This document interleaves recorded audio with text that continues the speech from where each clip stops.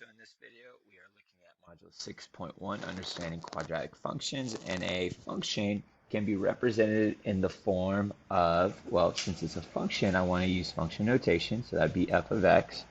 And let's say ax squared plus bx plus c. So this is just a general form of a quadratic function, and I'll break it down in parts throughout the video. Again, this would be called a quadratic function. And the terms a, b, and c, those terms we would refer to as the constants. And a, the term a cannot equal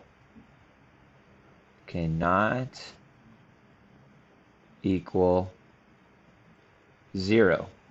And I'm going to show you why it cannot equal 0 in a little bit.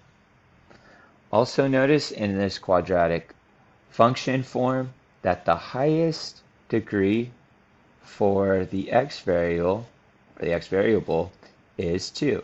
So this is the greatest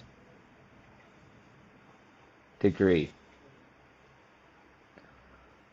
Because it is a quadratic function, it has to have the degree of 2. If it has a degree of 3, 4, etc., we wouldn't consider it a quadratic function. If it doesn't have an exponent of 2, say it just has x, then we wouldn't consider that a quadratic function. The most basic quadratic function there is would be the parent function. And it would look a little something like this. So we have f of x equals x squared. And again, this is referred to as the parent function. It is our most basic quadratic function. Keeping in mind that I said a cannot equal 0, so in this case a is 1, but notice that b and c can equal 0. That's okay, as long as we still have our x squared left over, which makes it a quadratic function. In this case, this is our parent function. Okay, so let's go ahead and take a look at a table and a graph of the parent function. So let me go ahead and fill in this table. So say that this column here is for my x values, and then this column here is my parent function. So that would be f of x equals x squared. And I'm going to substitute in these values. I have, say, -3, -2, -1, 0, 1, 2, and 3. And all I'm going to do is just substitute in those x values into this function to get an output. So let's start with -3. I get f of -3.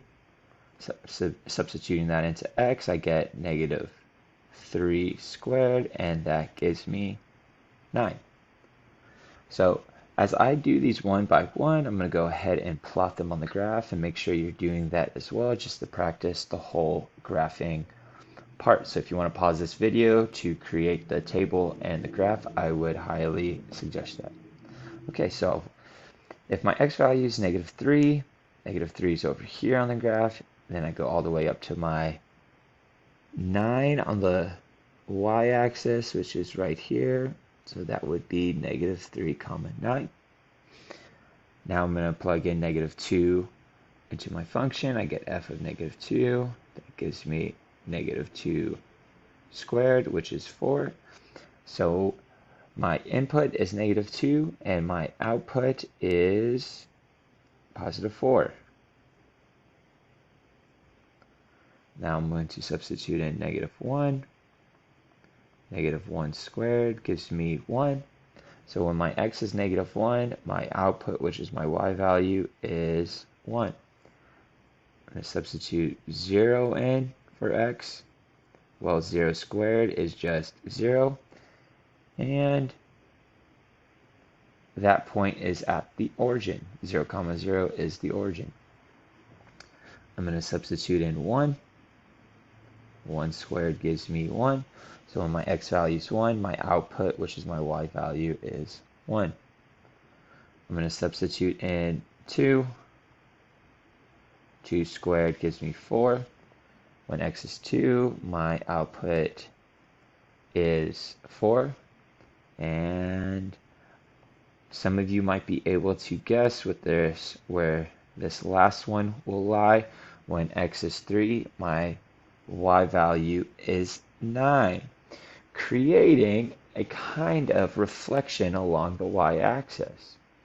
And what we just created, in which all quadratic functions create, are parabolas. Once you graph them, they are parabolas. And they kind of have this U-shaped curve to them. And they do create some kind of symmetry wherever they're graphed.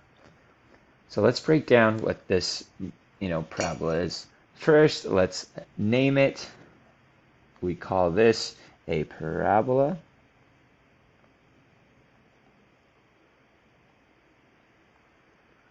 And all quadratic functions, their graphs are parabolas. And because we're dealing with symmetry, in this case, the symmetry, you can see, doing it in blue, through the y-axis. And what we call this is the axis of symmetry. Axis of symmetry. Cutting it in two symmetrical halves. And it's not always on the y-axis. It can be anywhere on the graph, but in this case it is because we are dealing with the parent function. And then the last thing I want to note is my vertex, which is at the origin on this graph. Okay, so again, that is the vertex.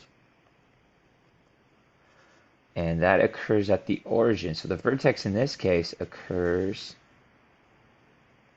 at the origin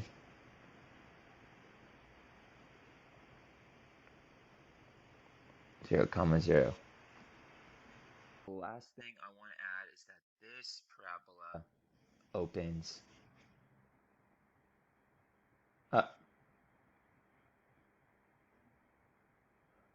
because the vertex is at the lowest point down here, and the two ends of the graph just continue going upwards, so we would say this opens up. Breakdown in this part of the video is the domain range of a parabola. And so, as a refresher, the domain, let's write domain, is all the possible, possible x values. And then the range would be possible y values.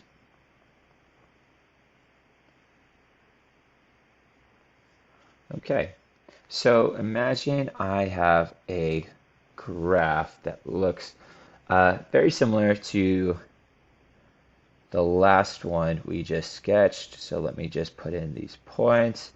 I suggest you doing so as well, just so that we can model this from your notes. But just say I have a parabola that looks something like this. It doesn't have to be perfect.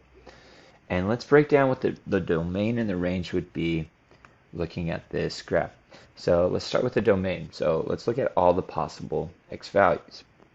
And though it doesn't look like it, it looks like that this graph is just going to kind of go up straight and it's just going to go vertical. But in reality, it's going to slowly creep towards infinity along the x-axis. It's going to take a really long time to get there, but it will go on and on forever, and it won't stop. So going right on the x-axis, it will continue on forever, and going left along the x-axis, it will cover all the possible x values. We're going to demonstrate this in class using Desmos, but for right now, the domain for this parabola would be all real numbers, because the parabola covers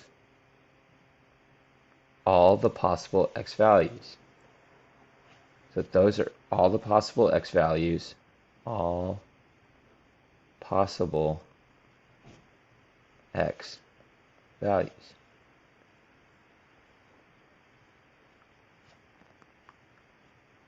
Now taking a look at the range, well, the range covers, all the possible y values.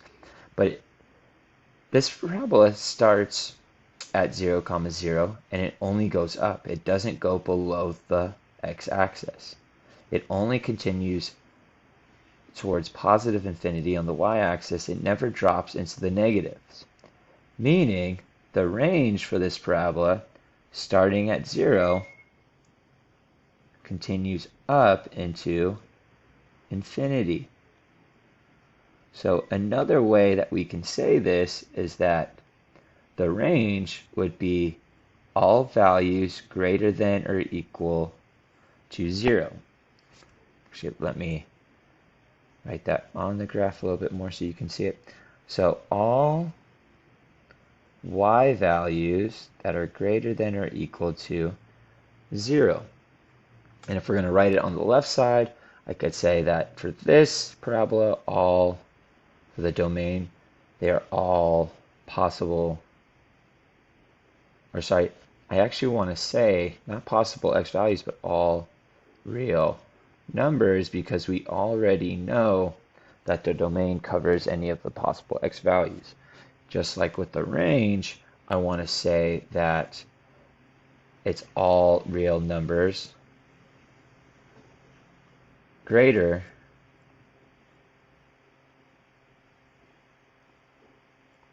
than or equal to 0. An easier way of writing it is like I did on the graph, y is greater than or equal to 0.